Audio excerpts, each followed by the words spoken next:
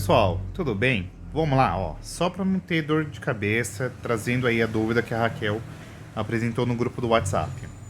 Quando a gente fala de aminoácido, a primeira coisa que é importante vocês se lembrarem é que a gente está falando das unidades monoméricas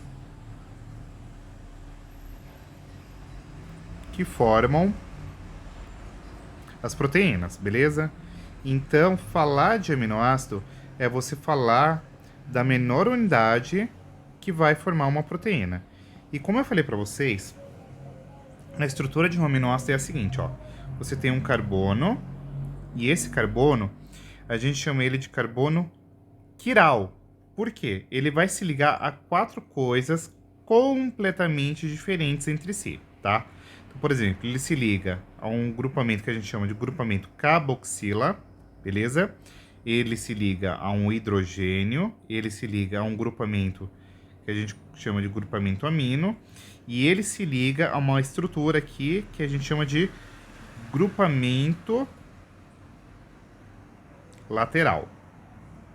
O que é importante vocês guardarem de informação muito importante? É que o grupamento lateral é justamente a estrutura que vai distinguir todos os aminoácidos entre si. Então essa estrutura, esse Rzinho aqui, ele vai ser diferente nos 20 tipos de aminoácidos aí que a gente corriqueiramente fala quando vai estudar aminoácido. Além disso, vocês têm que se lembrar que aminoácidos eles apresentam caráter anfótero. O que desgrama é um caráter anfótero? É basicamente você pensar o seguinte: quando esse aminoácido ele reage com ácidos, ou seja, qualquer coisa ácida que eu coloque, ele vai reagir fazendo o quê? Recebendo prótons de hidrogênio.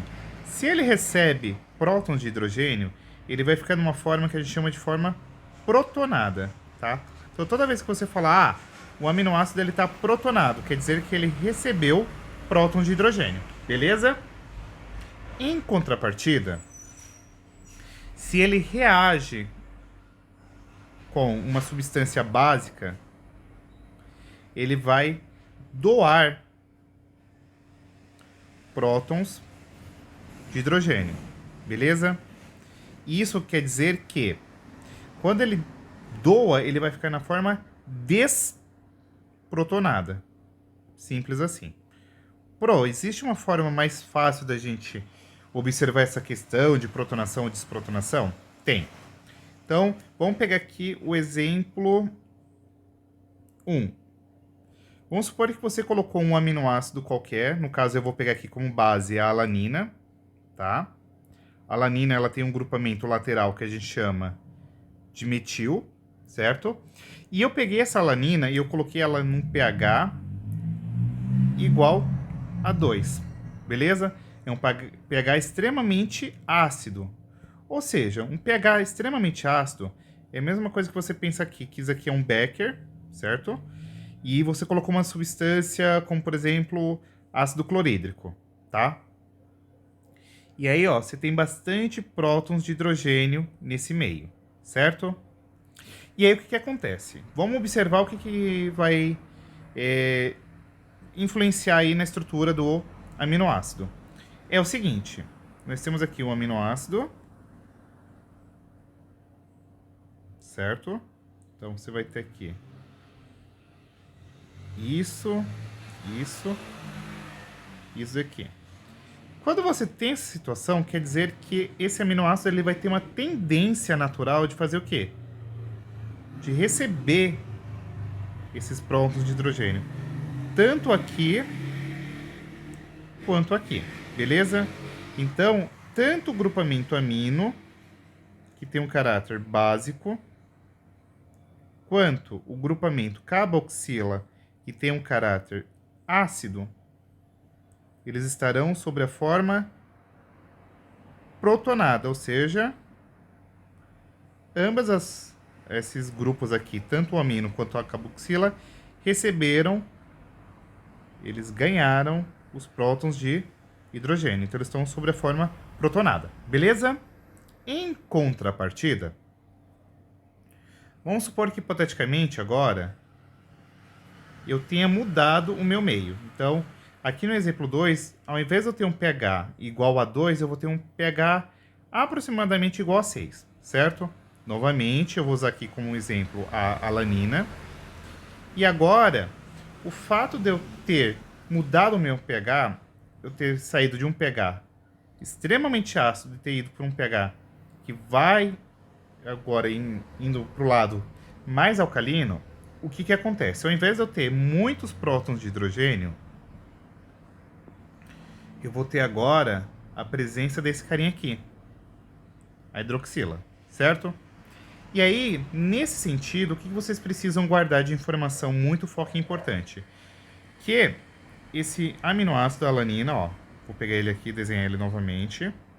Então você tem aqui o grupamento lateral, a carboxila, o grupamento amino e você tem aqui o hidrogênio. O que pode acontecer é que quando você tem um meio com uma base, você vai ter uma tendência. Então vamos supor, esse hidrogênio aqui na carboxila, ele vai ser doado, ou seja, você doa ele, certo? E aí você deve estar se perguntando, tá, Pro, ele pode ser doado para o quê? Ele pode simplesmente ser liberado para o meio, certo?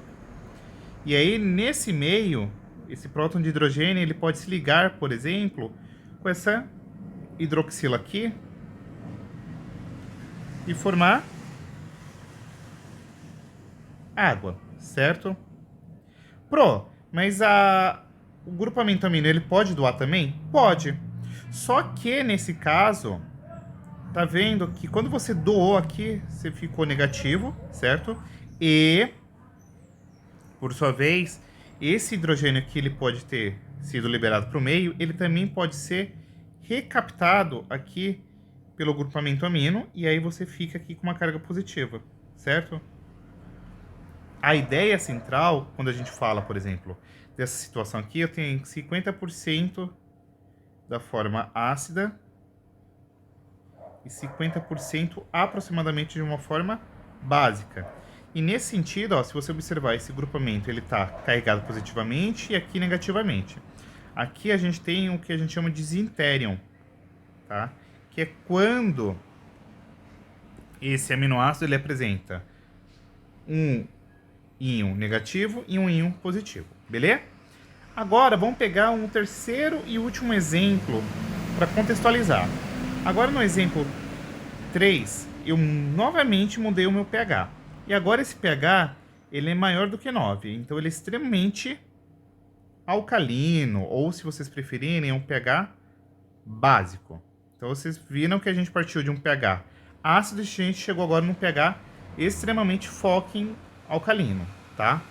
E agora nesse pH alcalino, o que você vai ter a rodo? Bastante hidroxila, né? E aí, como eu falei para vocês lá no início aqui da gravação, quando a gente comenta acerca de aminoácidos reagindo com uma base, eles vão doar os prótons de hidrogênio, certo? Então, o que você tinha a princípio era o seguinte: a carboxila, que já estava carregada negativamente, você tem aqui a cadeia lateral, o hidrogênio, e você tinha aqui o grupamento amina, que estava carregado positivamente. Aqui, o que acontece? Como a gente está no meio extremamente alcalino, você vai ter agora o próton de hidrogênio sendo liberado para o meio, tá? E aí, você forma o quê? Essa forma aqui, ó. Opa, perdão. H2, C, carboxila, OH. E essas formas aqui a gente denomina como formas desprotonadas. Simples assim, beleza? A ideia central é vocês perceberem que a depender do pH do meio, você pode desprotonar simultaneamente tanto o grupamento carboxila quanto o grupamento amina, quanto você pode eventualmente protonar ambos, tá? Ou seja, na forma protonada, recebeu prótons de hidrogênio. Na forma desprotonada, doou prótons de hidrogênio. Beleza? Simples assim. Um beijo e até a nossa próxima aula. Fui!